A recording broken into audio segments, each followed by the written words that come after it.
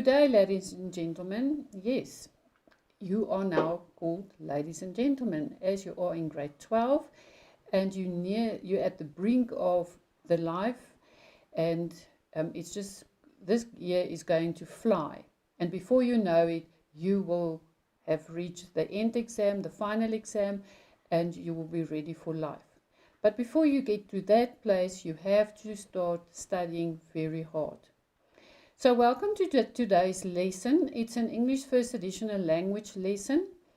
My name is Renske Petersen, and this lesson is brought to you by the Gauteng Department of Education in collaboration with Saibono Discovery Center, and the broadcasting is arranged by Pakama Research and Development.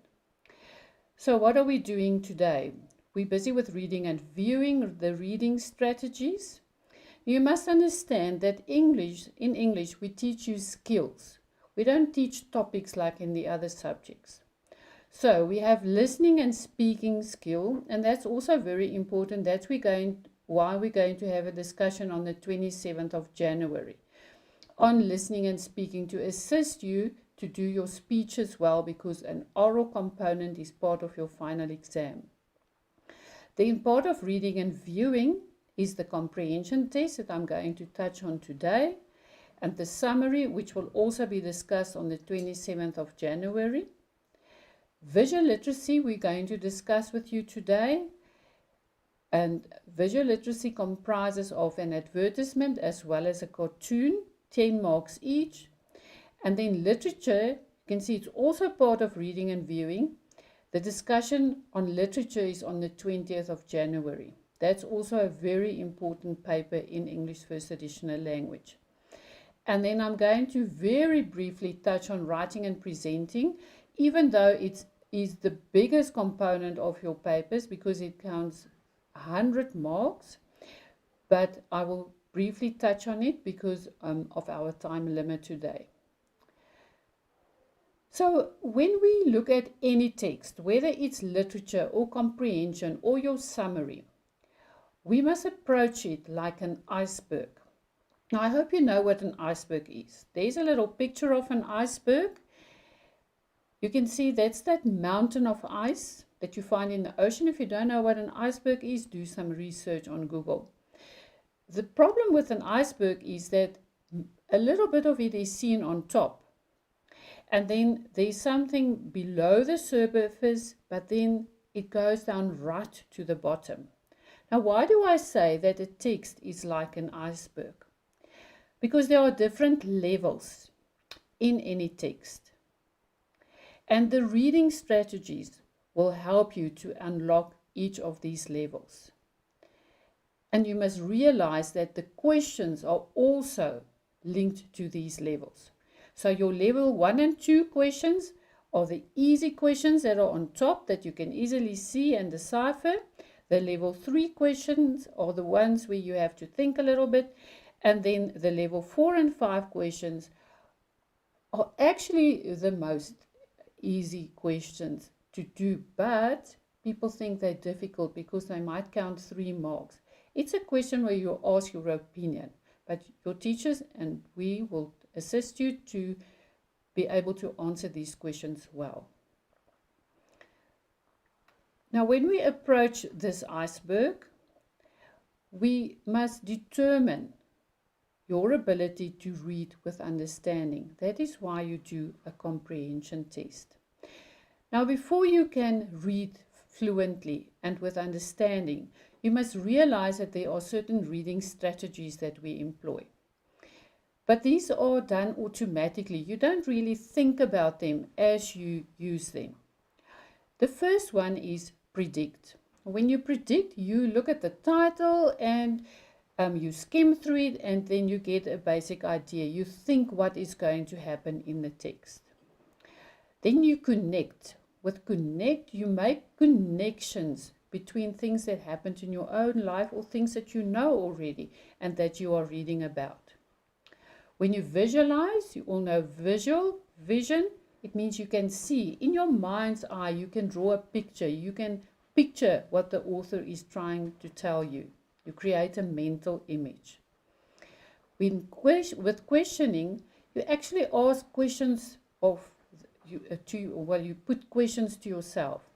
Um, if I don't understand, why don't I understand? Why does this not make sense? And then the strategies will assist you to unpack that.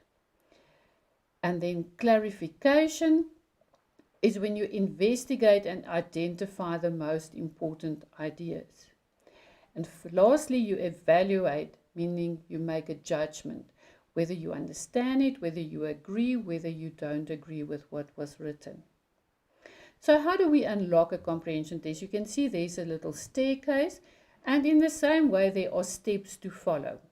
The first step is to get the gist.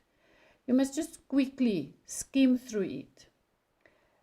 Because you skim through the questions, when you skim through the questions, you also get an idea of what is going to happen in the passage. Then you read the passage. Then you use the skill that we use, graphic organizer. That is when you also make links. You link something, like a mind map, and that can take any form, and you don't really have to do it. But if there are difficult concepts in the passage that you are reading, then you can really write it down and draw the comparisons, make a mind map. And this is a skill, and that's why we're teaching you skills, because you can use it in all your subjects. And you're going to do a lot of reading in economics, in history, in geography, in life sciences. The reading skills will assist you in all your subjects. The first step is you read your passage again, then you answer the questions, and then you check your answers to see whether you responded correctly to each of the questions. Now, when you get the gist, you just skim it. When we skim a read, we just go through it quickly with our eyes. It means it's the act of reading something quickly and superficially. So you don't sit there and read it intensively. You just read it quickly. It's a very fast pace that you use. You just get an overview of the form and the context of the text, and you check to see what source did the author or the examiners take the passage from, what is the title, and you look at the pictures and all the captions that are in bold or charts or graphs to make a clearer picture for yourself of what it is going to be about. And you must find the topic sentence in each paragraph. Remember, every paragraph has a topic sentence.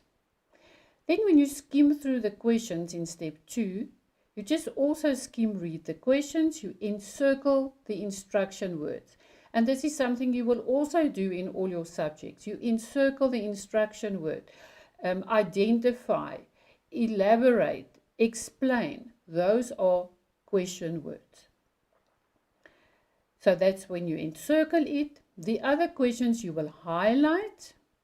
Like there's an example of highlight. You will highlight the keywords in the question. Then you find the meaning of a word in a text.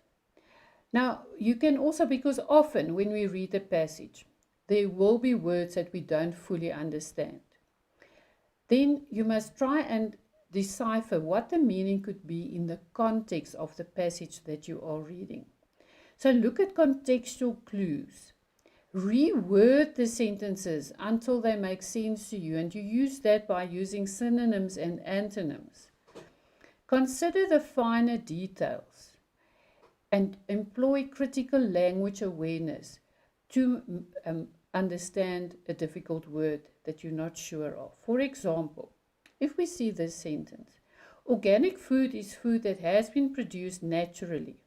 So if you see the word organic food, you might not know what is the meaning of organic. But if you read the rest of the sentence, the context, it says it's been produced naturally using only natural substances such as earth and water. No chemical fertilizers or poisons are used, and the food is 100% natural. Immediately you have an understanding of the meaning of organic. How do you also find the meaning of a word? Another way, if you're not sure, let's look, for example, at the word bar. Now the word bar could mean it describes soap, like a bar of soap. Or it can be a place that serves beer, a bar. I think in the townships they call it a shebeen, but you also get a bar. That's a place that serves beer. It can also mean the sand formation at the beach, like that picture. Or it could be a way that you use to lock a door. There's a bar. Let me give you some practical steps on how to find the meaning in a text of a word. There's an unfamiliar word. Then you must find the root or the prefix or the suffix of the word. So find the root. What is the prefix? What is the suffix? Remember, prefix means before and suffix is after the word. And then you must decide what is the part of speech. And then there will be 5 other clues in the sentence that you can use. The punctuation, the definition, the contrast, comparison, and the example. So let's try to attack a word, to make understanding of the word. First of all, you break the word down into smaller sections. Let's look at the word suicide. I'm sure all of you know what the meaning is of suicide. Suicide is when you kill yourself, commit suicide, killing yourself. So you already know that side must mean the killing, and suicide will mean yourself. If you see the word patricide, then you must now try to find the meaning of that. So how will you go about it? You first break it up, like patricide, and then the killing part is the side, and patri means father. So it's when you kill your own father, then you've committed patricide. Genocide, on the other hand, is when one's own race, because geno means race, when your own race has been wiped out. So it's the deliberate killing of a large number of people from a race. So that is how you break down a word to try and find the meaning. You can also look at the framework-based clues. Let's look at this sentence. A former employee, irate over having been fired, broke into the plant and deliberately wrecked several machines. So now, do you think this guy was calm, or was he very aggressive?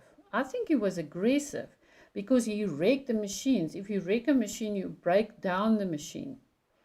So what would irate then mean? It's his state of mind. It's a feeling that's characterized by great anger. He was very mad at the treatment he received. A graphic organizer, you must identify the discourse markers or the transition words. In that way, you can unlock the meaning of the words. And you organize the text by reading the text, you encircle the unfamiliar words, you underline the transition words. And transition words are called linking or connecting words, and they used to link together different ideas in your text. You make notes as you read. That's very important. And then you use a graphic organizer and you organize the text accordingly. You can choose a part of the text or the text of a whole. And then you read again. And when you read, you must get into the right mood. Don't be negative about it. Dismiss your negative thoughts. Think positively about reading. I know some of you hate reading. But even though you might hate reading, you have to read. So dismiss negative thoughts. Start thinking how you love reading. Make sure your brain is interested in what you are reading. Don't think about your girlfriend or boyfriend when you are reading. Focus on the text in front of you. Engage critically with the text by underlining, encircling, making notes. Read more slowly. Because now we're not skimming, we're reading with attention. You must read calmly and carefully. So you read at a deliberate pace. You stop if you don't understand and you go back and you try to understand. Don't just go over it as if it doesn't matter. You might then miss a question's answer. Make notes as you read. And let's have an example of how to underline keywords and make notes. The first step in eliminating non-recyclable waste at home. That's my sentence. So now I must know, what does this mean? What if there was a simple way to begin your journey? You can see, journey. What is this journey? To a non-recyclable, waste-free life, and turn your waste into green construction material and keep it out of oceans and landfills. An eco-brick is a plastic bottle packed tightly with clean and dry non-biodegradable waste. These bottles can then, for instance, be used as building materials to create insulative structures and colorful furniture. So now you don't know what the meaning is of an eco-brick. But here they explain to you that you make an eco-brick or you use an eco-brick to get rid of non-recyclable waste at home. Then they explain the journey. Now you try to find the link to the journey.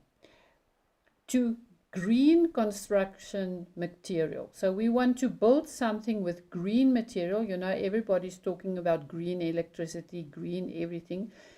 Because we should stop littering and we should assist our beautiful earth to regain its proper place. Because the way that we litter and mess is breaking down all the natural substances in the earth.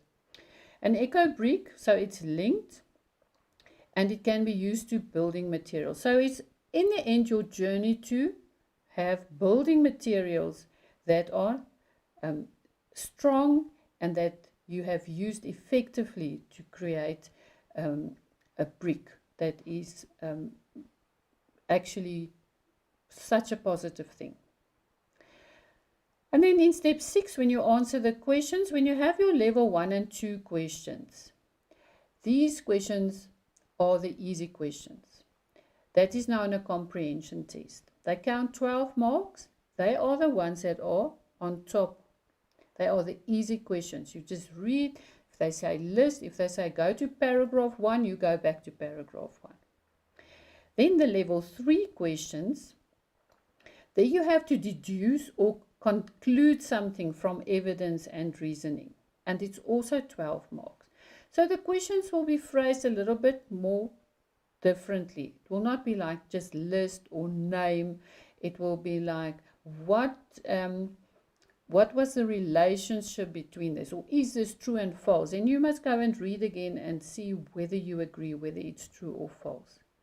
And then the level 4 and 5 questions, which I love, are the open-ended questions. And here you are asked for your own opinion. And that counts 6 marks. And it's so easy for you to get those marks because you must just use your head or you must use your heart and think about the answer. And anything you say is correct as long, and that's important, as long as you base it on the text. You can't just think about your own idea. It must go back to the text. Now the level 1 and 2 questions are the easy ones. It's all the W questions. Who, what, when, where, and there's a how, and when, and what. So these are our easy questions. Tips for answering level 1 and 2. It will be words like describe what it is like. Identify the answer. Illustrate, give an example. Now these are the words that you will encircle, that you will highlight. Compare, you give differences or similarities. List, then you write in point form. And ladies and gentlemen, let me give you a tip here. If you are asked to list 2 items, don't write down 3. Write down only 2. Otherwise, if your third one is correct, your second one is correct, but your first one is wrong, you will only get 1 mark if the question counted 2 marks. So follow the instructions very carefully. If you ask to quote, then you must use inverted commas, and that means you copy directly from the text. And pay attention, sometimes I try to trick you by asking you to quote 5 consecutive words or 3 consecutive words. Consecutive means next to each other, and you must count the words. If you write down 4, sorry, then you don't get your marks. And you must always use your own words unless you are asked to quote. When you have to answer level 3 questions, you need to infer or deduce or conclude something from evidence and reasoning rather than from explicit statements. So this is where we see whether you understand the question or the passage. So you must read. Some learners try to respond to the questions in a comprehension test without having read the passage because they don't like reading. You're not going to get good marks there. Example of a question, refer to paragraph 2, then they say explain what an echo brick is. In the text, if you go back to paragraph 2, it says an echo brick is a plastic bottle packed tightly with clean and dry, non-biodegradable waste. So explain means you cannot copy directly from the text. Non-biodegradable, you will have to put that in your own words. Refer to paragraph 2, explain the meaning of unsquishable. Now that's a difficult word. What does that mean? So you refer to the specific lines. Keep doing this and make sure your bottle is unsquishable. Now you must try and find out. Now remember what the word attack skills were that I discussed with you. You must first break down the word. Find the root. The root is squish. What is the part of speech of squish? That is a verb. So if it is un and squishable, it means these are the prefixes and the suffixes that we added to the word. There's your prefix, and then if you look at the framework clues, if you can squeeze it by more than 10% with one hand, you should add more waste. Finally, if it is no longer squishable, it is done. And there you will have answered the question correctly. So you made the connections by reading the whole sentence. Discuss the effectiveness of using the words cut out plastic in paragraph 5. Although it seems contradictory, making eco bricks is not about encouraging the production of plastic, but rather a temporary means of protecting the environment while we work out a way to cut plastic out of our lives. So why is it effective? That is what the examiners are asking you, and they're asking you to discuss, so it means you have to write a sentence. So literally, to cut out means to remove. So why is the word cut used instead of remove? Because if you cut something, you cannot bring it back. If you cut it, you remove it completely. Now let's look at an example for a little 4 and 5 question. Remember, these questions are the questions where we ask you to form an opinion based on the given text, and then you must make a judgment. These questions are also known as open-ended questions, and they should not pose a challenge if you base your responses on the given text. An example, refer to paragraph 7 and 8. The writer states that recycling and composting are important habits. Do you agree with the writer's point of view? Substantiate your answer. Now you must think, do you think it's important to recycle and to make your own compost? Now what are the steps? You refer to the paragraphs mentioned. You decide if you agree or disagree. Then you refer to the mark allocation, that is 2. And then you state yes or no and provide reasons based on the text. Another typical level 4 question. Do you think the title, How to Make an Eco Brick, the first step in eliminating non-recyclable waste at home, is appropriate? Again, you must think about it. discuss your view. What is the article about? Think about that. What is the connection between the title and the article? And then the title is in two parts, making an eco brick, that's the first part of it, and then eliminating non-recyclable waste. Decide then, yes, why do I agree? Or no, why don't I agree? Then lastly, you check your answers. The keywords in the question. Did you follow the instruction? Look at the mark allocation. Have I written enough to fully answer the question? If it's a 2-mark question, you can't write down only one word. You must have written down a sentence. Have I numbered correctly? Have I written neatly? That's extremely important, and it's going to affect your marks if you just scribble. Please practice your handwriting so that it is neat.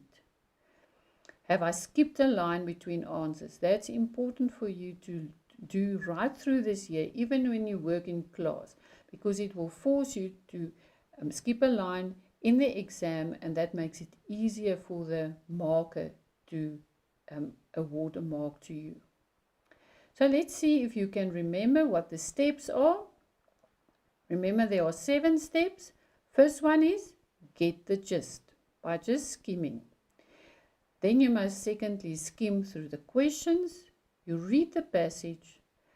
You make a graphic organizer. Maybe I didn't say enough about graphic organization, but that is like a mind map. If you have the main idea there and you have your different paragraphs there, that is like a graphic organizer. Read again, answer the questions, and then check your answers. And by doing this, you will get good marks for the comprehension test. Now, I'm just going to briefly touch on creative writing. Why am I going to discuss creative writing? Because paper 3 contributes 100 marks to your final marks. It consists of an essay for 50 marks, a longer transactional writing for 30 marks, and a shorter transactional writing for 20 marks. Now, you've written essays, longer transactional, shorter transactional, right through your career at school. But this year, it's very important to assist you to obtain English and a pass for English. Why it's also important that we have to discuss this is because it forms part of the SBA. The essay, which is your task 2, that's 50 marks of your SBA. Then you have to write a longer transactional task in task 3. And in the preparatory exam, you have to respond to a full question paper, write an essay, a longer transactional, and a shorter transactional text. Now let's go through the tips for writing an essay. After you've written your essay, revise, edit, and proofread your essay. How do you proofread? You check your spelling, punctuation, and grammar. It means you have to reread your essay. You can't write it and then just put it aside. Reread, check if your spelling, punctuation, and grammar are correct. Does every paragraph contain one main idea? You must rewrite it if it contains more than one idea, because then it's just jumbled. Is the format correct? Check that it is the correct length. Ladies and gentlemen, that's extremely important. Because if you write an essay that's too long, you're going to ramble and you're going to lose the interest of your reader. And then you are not responding to the instruction. So adhere to the word length. Check if you wrote an introduction. Check that you have expanded the ideas in the body of the essay. And check that there is a conclusion. Then we go to the longer transactional. Now in longer transactional, I'm going to spend a little bit of time on the letter writing, because there's always a letter, some or other form of a letter. And you must realize and remember that there are different kinds of essays. You might not write all the types this year, but you have written these different essays in your school career. Sometime you must have written it. Make sure that you study the format of the different letters. So you get an informal or a friendly letter, and then you get a formal letter. Now, formal letter can be a letter of application, letter of thanks, a letter of complaint, a letter of request, letter to the press, letter of sympathy. There's a difference in the format of the informal letter versus the formal letter. In an informal letter, you only have one address, and you may write a little bit more informally, although you may never use slang in any letter. But the formal letter will always have two addresses. And the second address, the business address, will depend on whatever the purpose is of the letter. But your address that's in the right-hand corner of your page will always stay the same. And let me give you a good tip. Ask your teacher to assist you to find a good address that is easy to remember, that stays the same. Remember, this doesn't have to be the truth. This is for exam purposes. But we're trying to teach you how to write a proper letter with your address written correctly. So write a proper address, because sometimes where we stay, the numbers are jumbled, or it's not easy to describe exactly, or to get the letter to be delivered to you again. So make sure that you have a proper address, and that one you can use for yourself in all your letters. There's a creative writing document on the website of DBE, and your teacher will also share it with you, where all the different formats are explained very thoroughly. So you must refer to the Creative Study Guide when you study for paper 3. Now, what is the register of letters? Now, what does register mean? It refers to the degree of formality. And the formality must be acceptable to the audience and the purpose to what you are writing. So if you're writing to your friend, then your register will be informal. But if you write a letter of application, it must be formal, because you're addressing maybe your next employee. So the letter should be clear and straightforward. And even when you write an informal letter, it must be clear and straightforward. When you read the letter, you must understand exactly why you wrote the letter. You're not just writing the letter because you have to. There must be a purpose to it. It must be concise and to the point and logical. And please avoid writing in the first paragraph, I'm writing this letter because I miss you, and I haven't seen you for a long time, and I hope you are well. No. Right? Your introduction must be short and concise, and it must explain what you are going to write about. And apply the correct format. I'm going to say this 100 times with creative writing. The format is extremely important. You lose marks if the format is not correct. Now, we get in longer transactional different categories. I'm just going to briefly go through the categories. In category A, you get either a friendly letter, or you can get a curriculum vitae and covering letter that's asked as a combination, or part of the formal letter is a letter to the press, a letter of request, of application, a business letter, a letter of complaint, and a letter of sympathy. You can even write a letter of congratulations or thanks.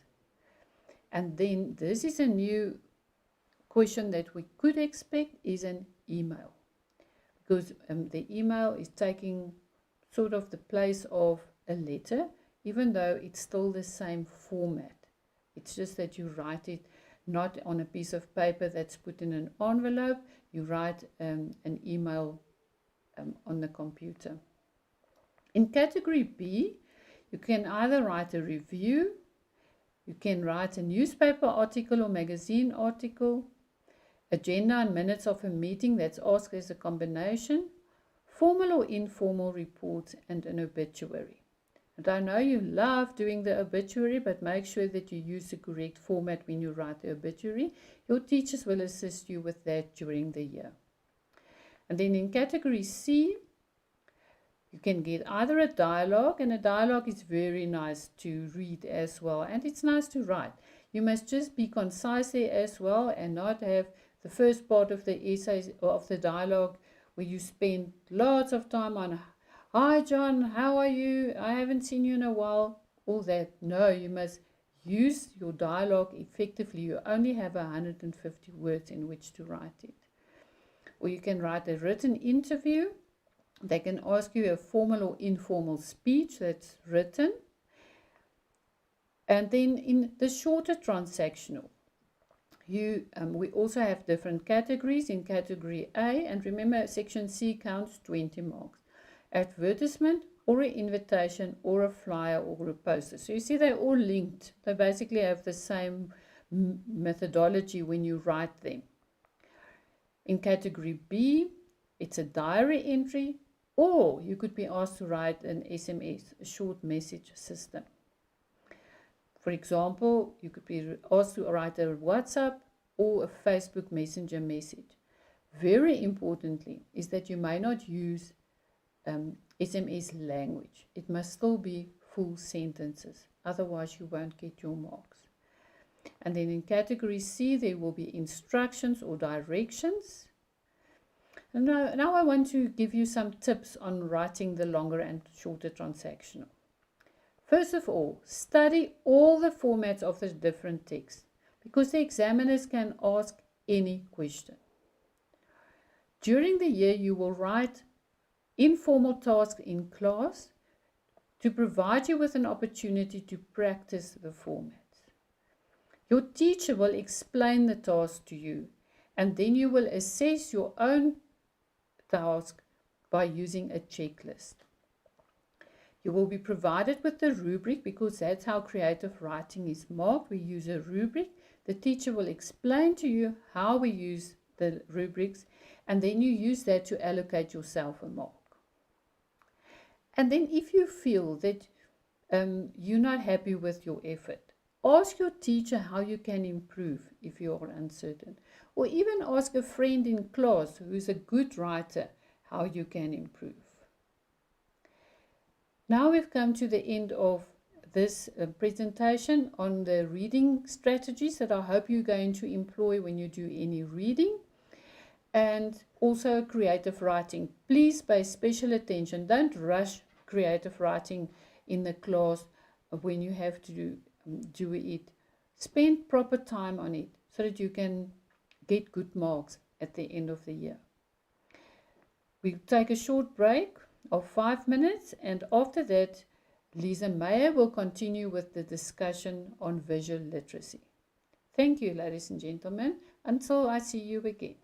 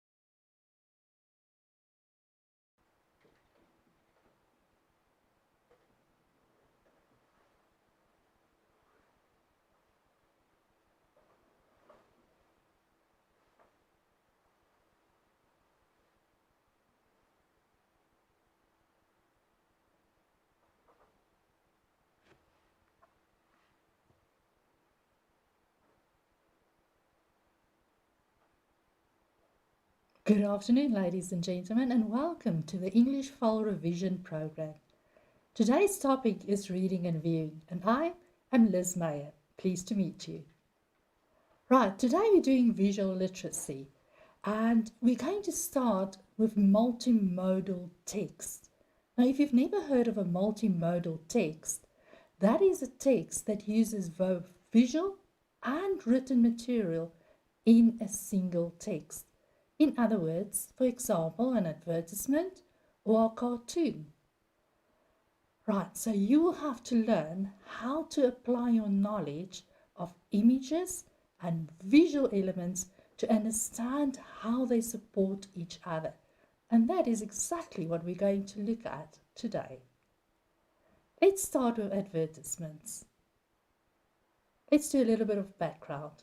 I found a video on TikTok where a woman claims that she had a McDonald's burger and kept it for 24 years.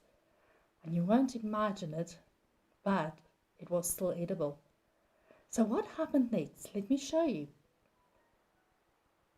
This is what the hamburger looked like in the bag after 20 years.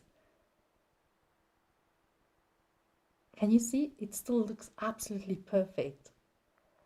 So what happened next was that Burger King jumped on the bandwagon as well. And they decided then to create an advertisement to show that their burgers actually do rot. Because McDonald's, well, the food is not rotting, which means there's so many preservatives in there. So Burger King came up with an advertisement showing a hamburger that rotted. Now, on the left-hand side on your screen, you'll see it says hamburgers after 34 days. So the burger shows exactly what it would look like after 34 days. Now, obviously, Nando's saw an opportunity. And what did they do? They jumped up as well. On the right-hand side, you'll see what they did. It says, our peri-peri chicken burger after 3 to 4 minutes. And if you look carefully, you'll see there isn't any burgers there because it's gone. It is so good, it just gets eaten immediately. So my question to you then is, let's think about this. Do you think the Nando's advertisement was effective? Now, what we actually happening here is what we call negative advertising. Now, advertising is either used to send a positive message to motivate you to do something, or a negative message to scare you into acting.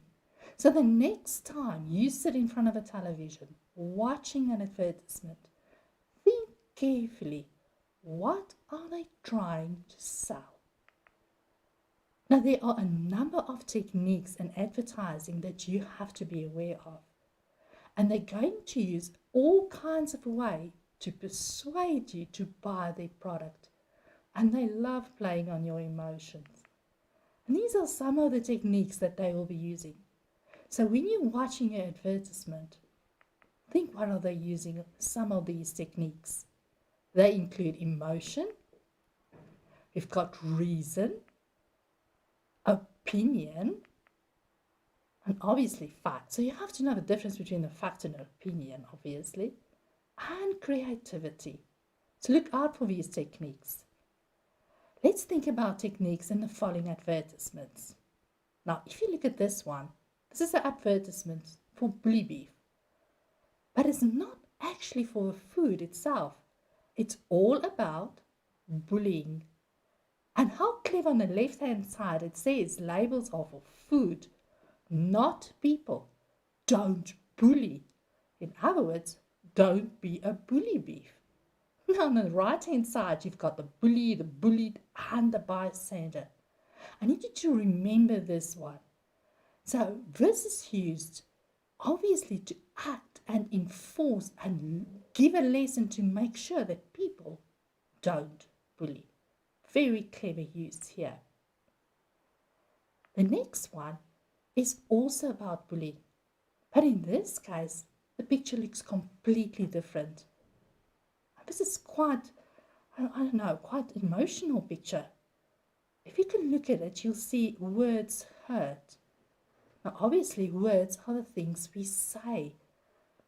But in this case, it looks like words can actually hurt you physically as well. And you can see the emotion on the little boy's face. It's really sad. Can you see how they play with your emotions? Let's look at the next one. I love this one. This is a potato. I'm even more flexible in the kitchen.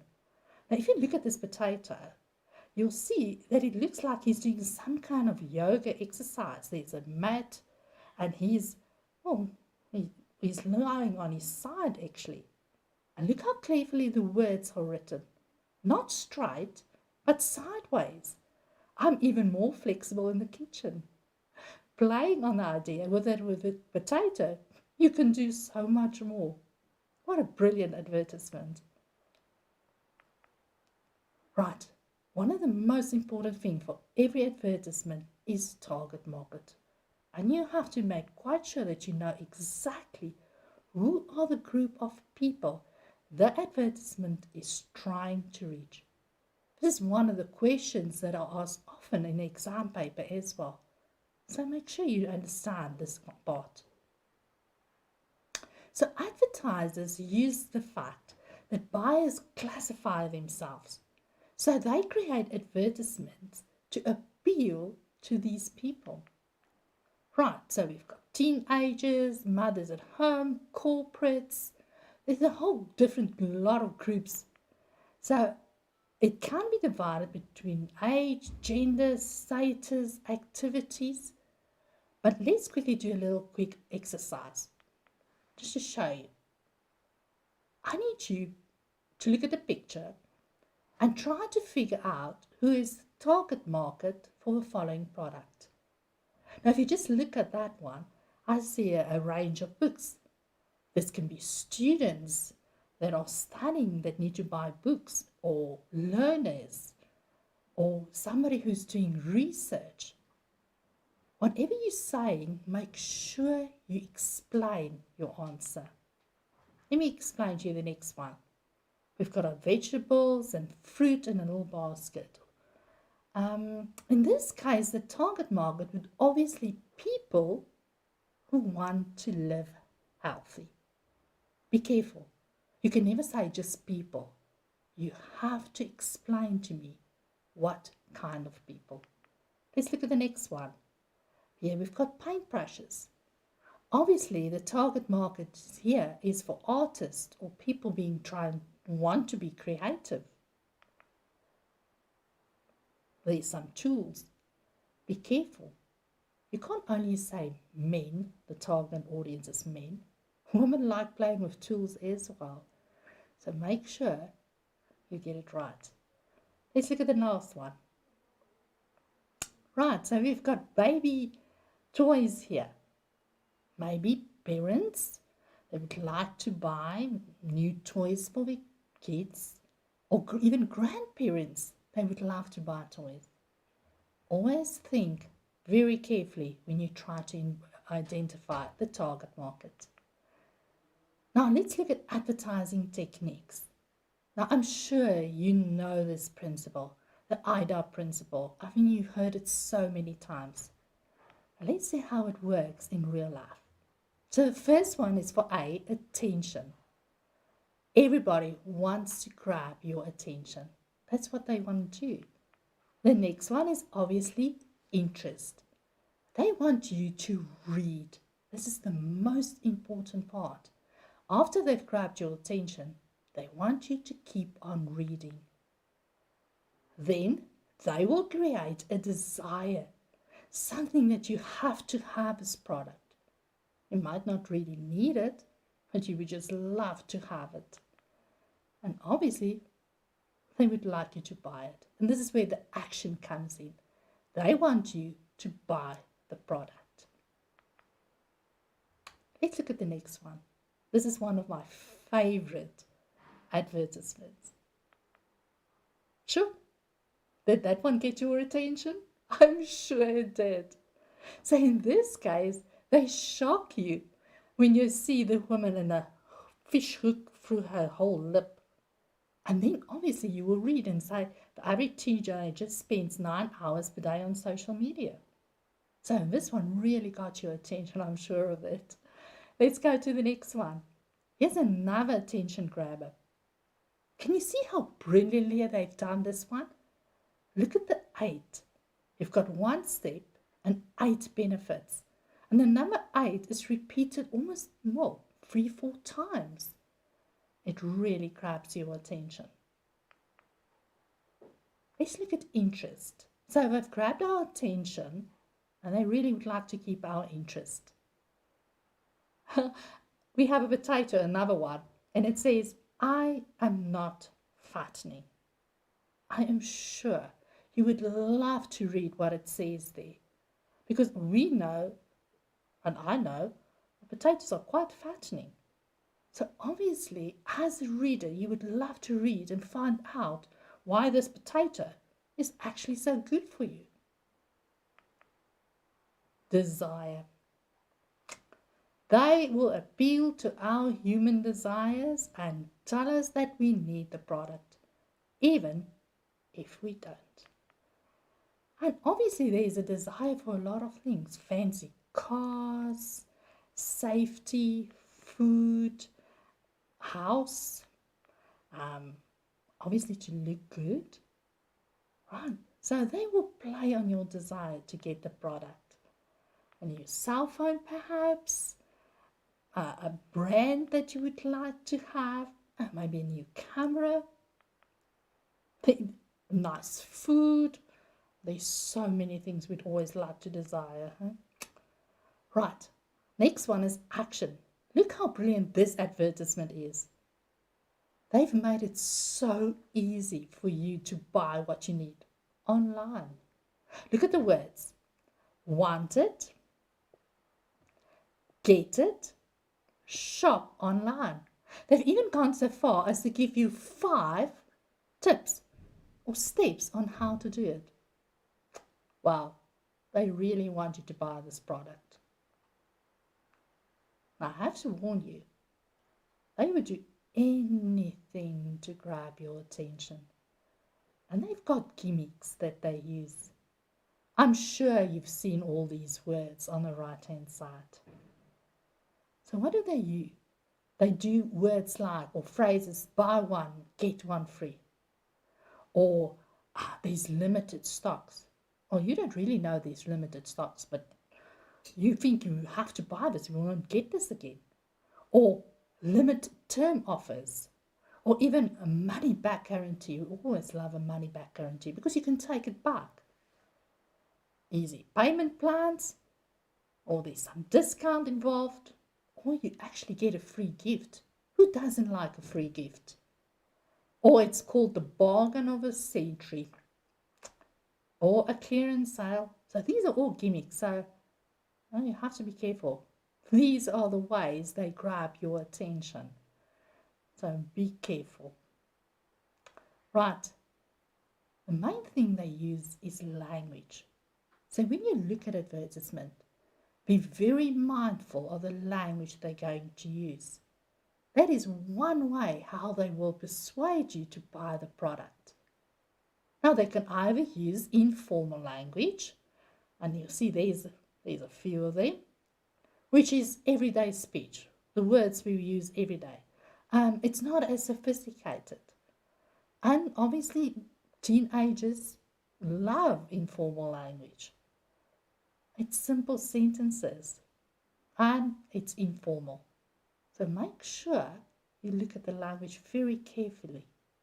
They might even include some slang.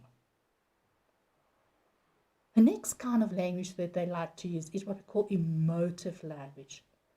This is where they play on your emotions, and they love doing it. Why?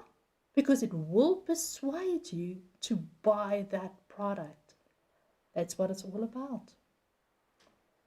And they're going to use facts and opinions, propaganda, sensationalism, bias, anything to persuade you to buy it. So look out for that emotive language that they use. They can also use informative language. Now, this is different from persuasive language or emotive language. This is where we get information about the product or the service that's applied. That's terminology that's linked to a specific product. Words that we'd like to know. We call it jargon, terminology specifically linked to the product. For instance, if you buy a computer, you want to know how much RAM it is or how much gigabyte it has and things like that. That's terminology for a specific product. Right. In the exam, besides asking about the target market, we love asking questions about logo and slogan. So make sure you understand the difference. So a logo is that picture or graph that you can see that reminds you that this is the product. And that's a signature for a brand. Now I'm sure you will immediately recognize all these logos. We've got Lay's, the chips, we've got WhatsApp, Coca-Cola, we've got Windows, Nurofen, and there's so many.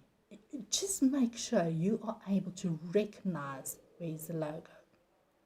Now the slogan is that phrase. That's the one that gets stuck in your head always.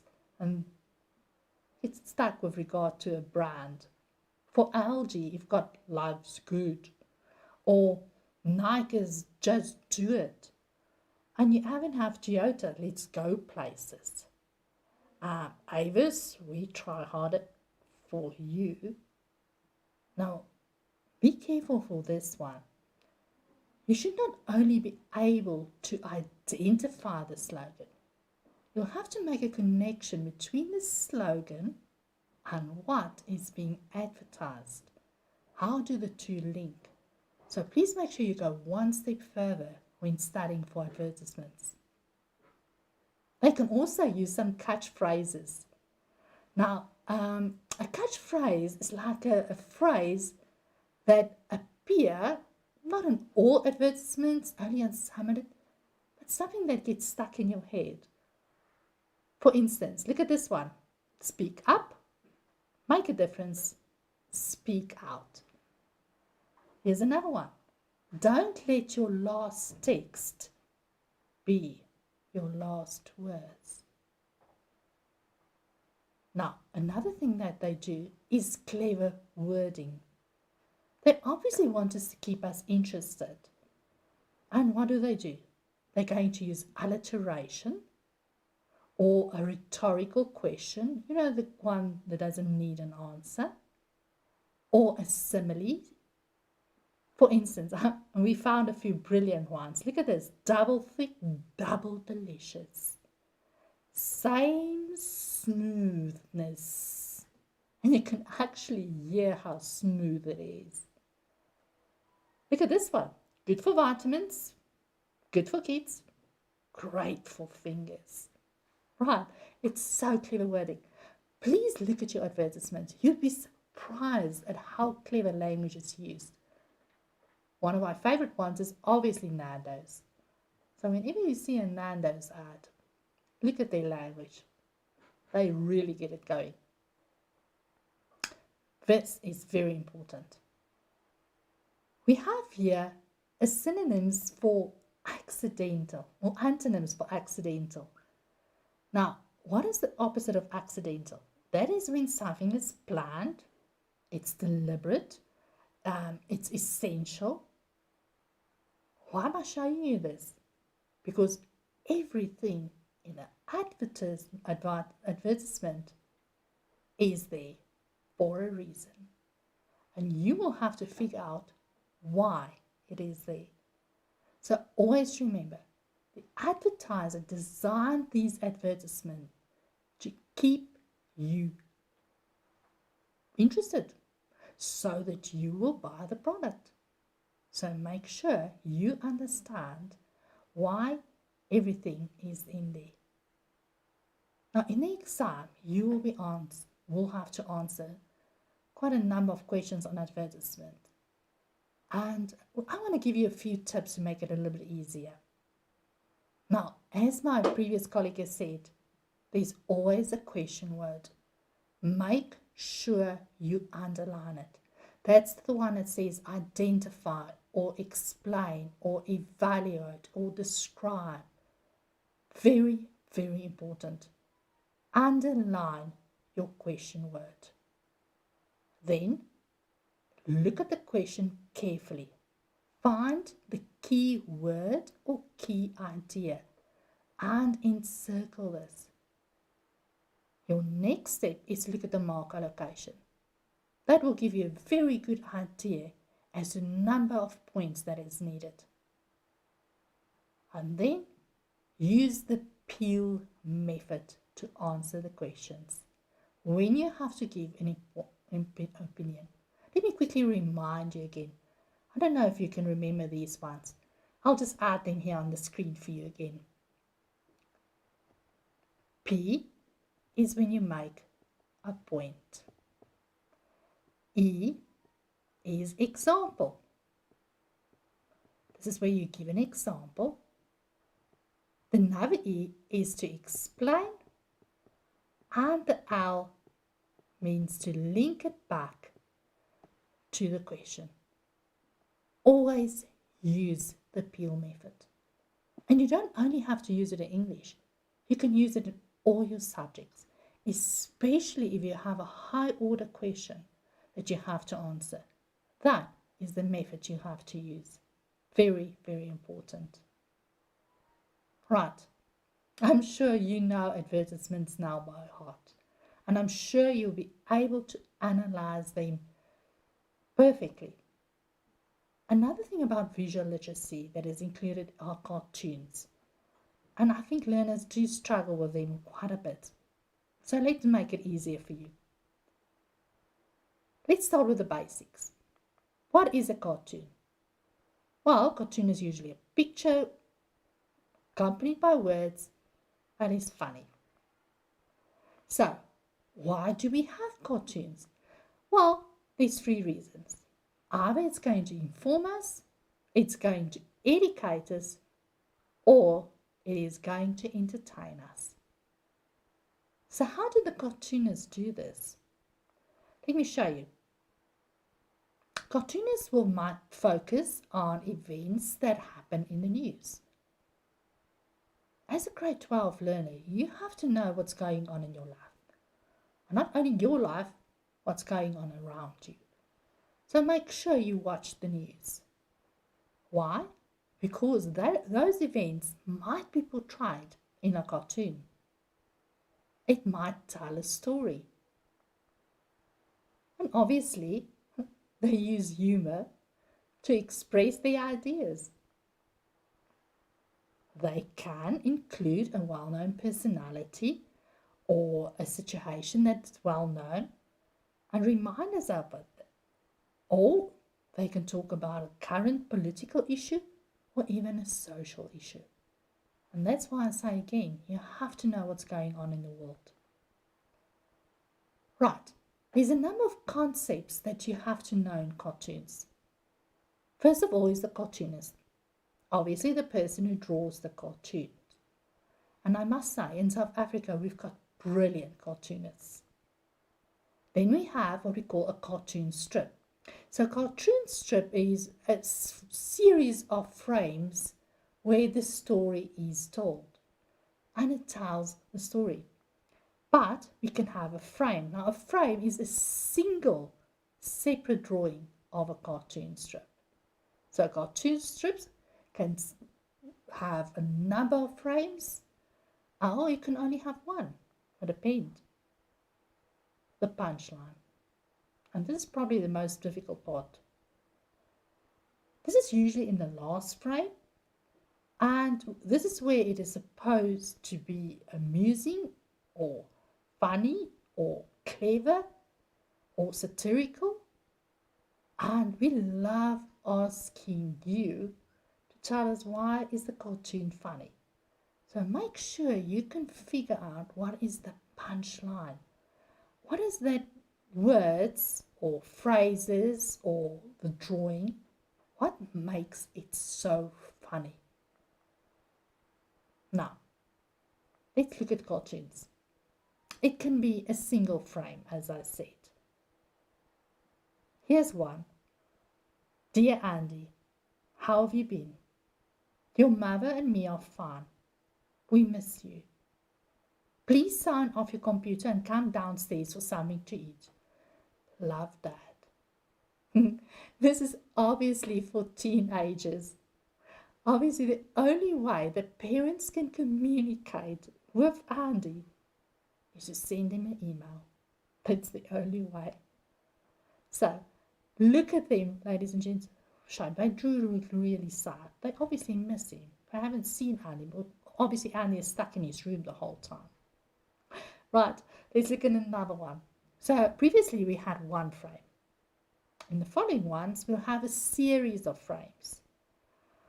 Now, we've got an old lady and frame 1, and she says, hey, my handbag, and you can see part of a robber grabbing a bag and running away.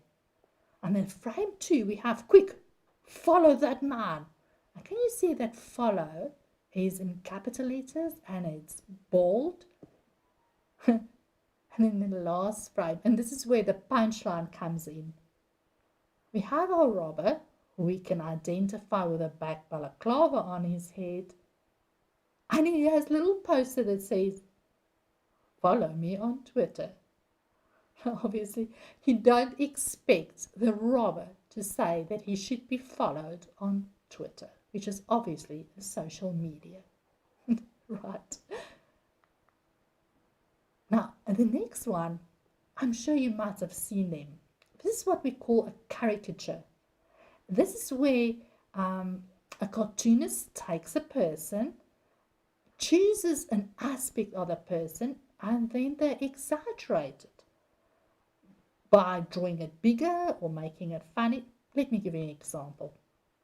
I'm sure you'll recognize Will Smith here. And what they focus on here is obviously his big ears and his big teeth and his big nose.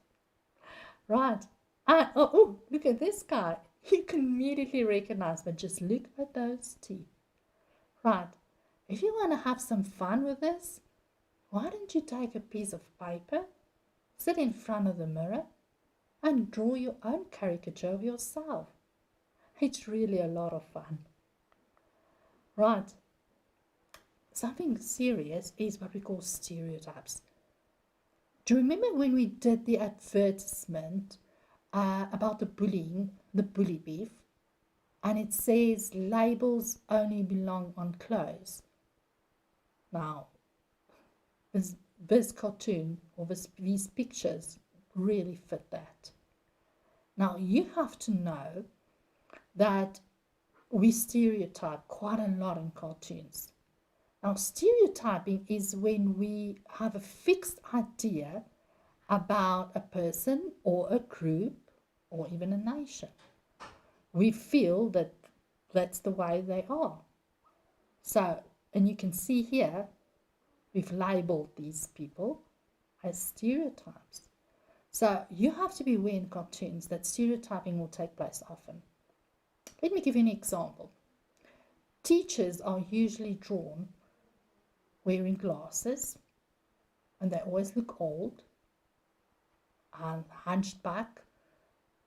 And teenagers always have their shoulders hunched with their pants low down. That's stereotyping. So be careful when you look at the cartoon that you are able to identify the stereotyping that's taking place. Right, let's look at a cartoon. In the question paper, there will be what we call a text box. That is a little box that gives us information about the background and the setting of a cartoon. That's the where and the when the cartoon takes place. So when you read your question paper, make sure you read the text box to make sure you understand where and when this cartoon is taking place. Let me give you an example. Here's one from Zits. And you'll see that it says Zitz and his mom are in the kitchen. So that is our little text box that gives us a background. Now, this is such a funny cartoon. In frame 1 it says, need any help, Mom? So Jeremy, his name is Jeremy, actually wants to help. Yes, you can toss the salad. Now, obviously, the teenager is not sure what toss means. And what it does, it takes the whole salad and throws it all in the dustbin. And then he asks his mom, what was wrong with it? Now, just look at her reaction.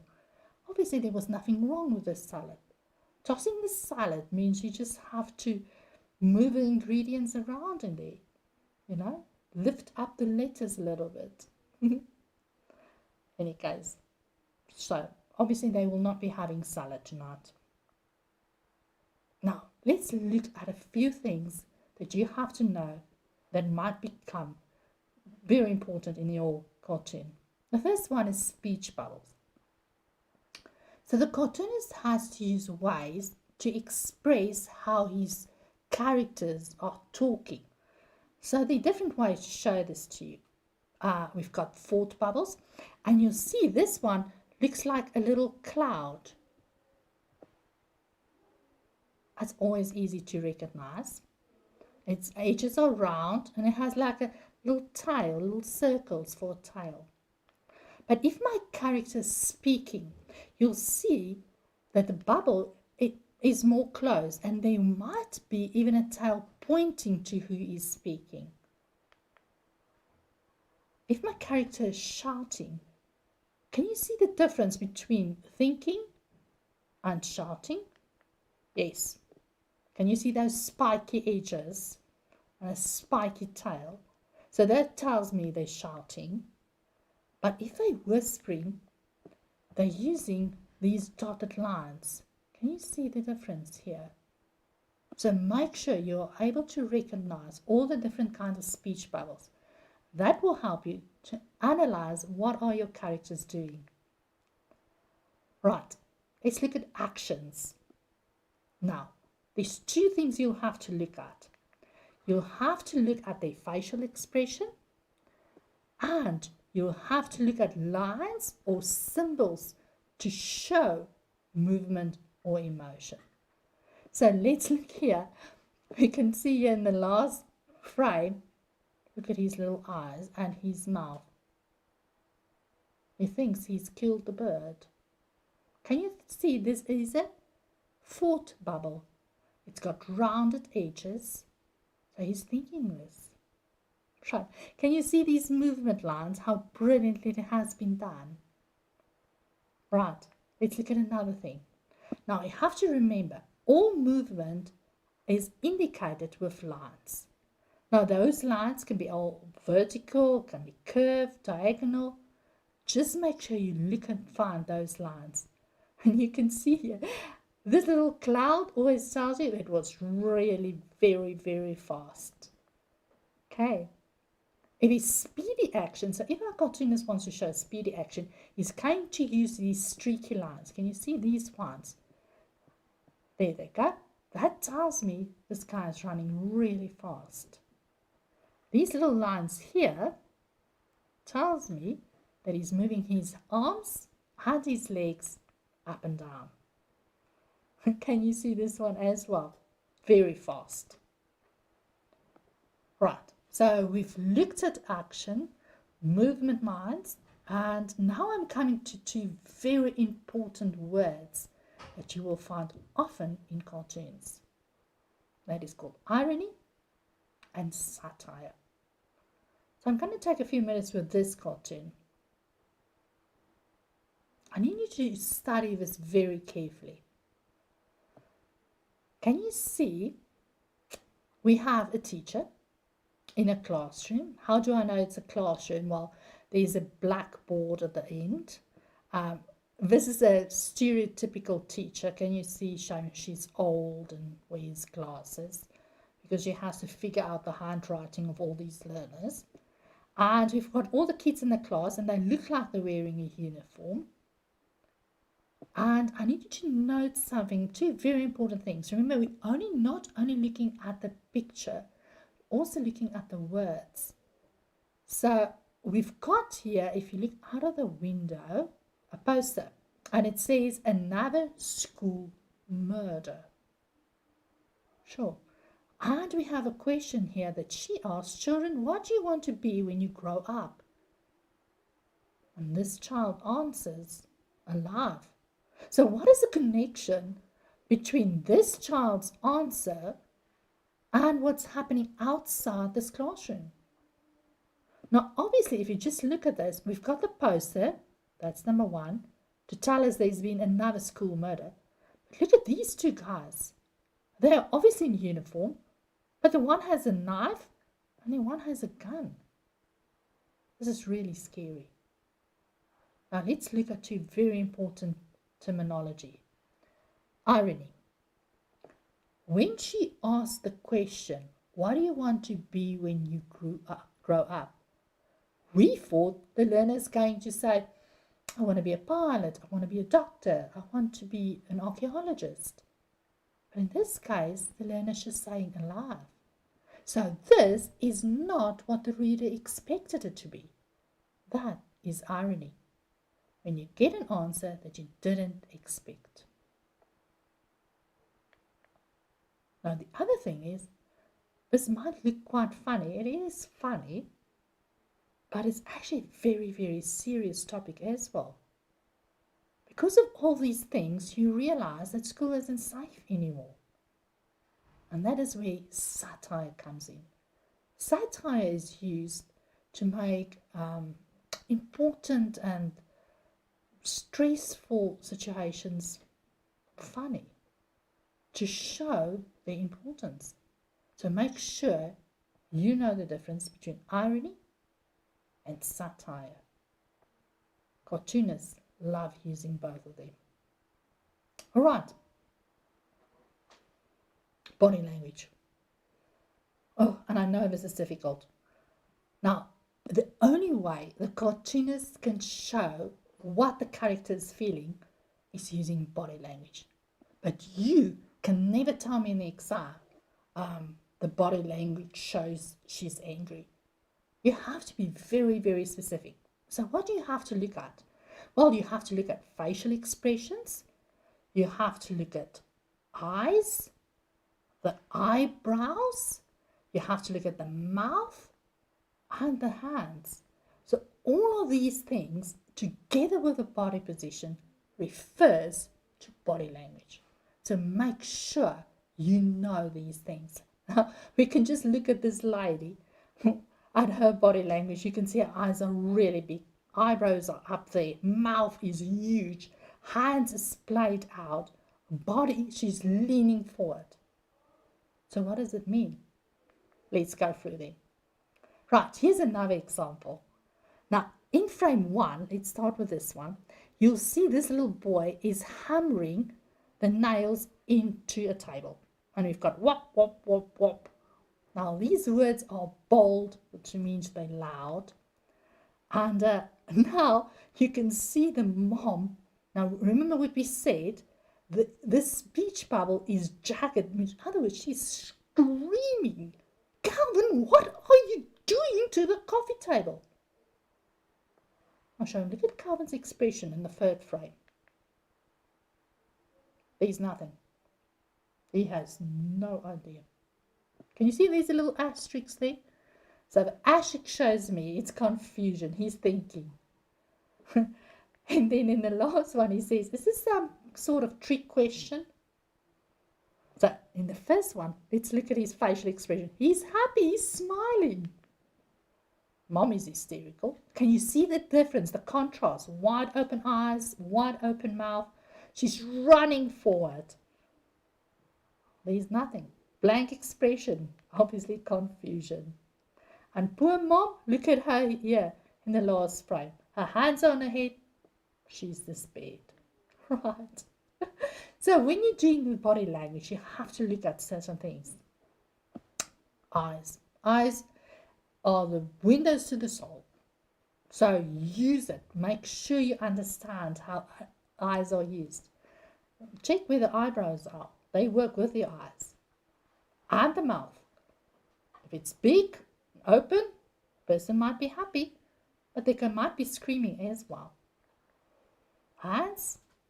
Remember, this is the only way the cartoonist can show how the character is feeling. If it's in a fist, anger, frustration.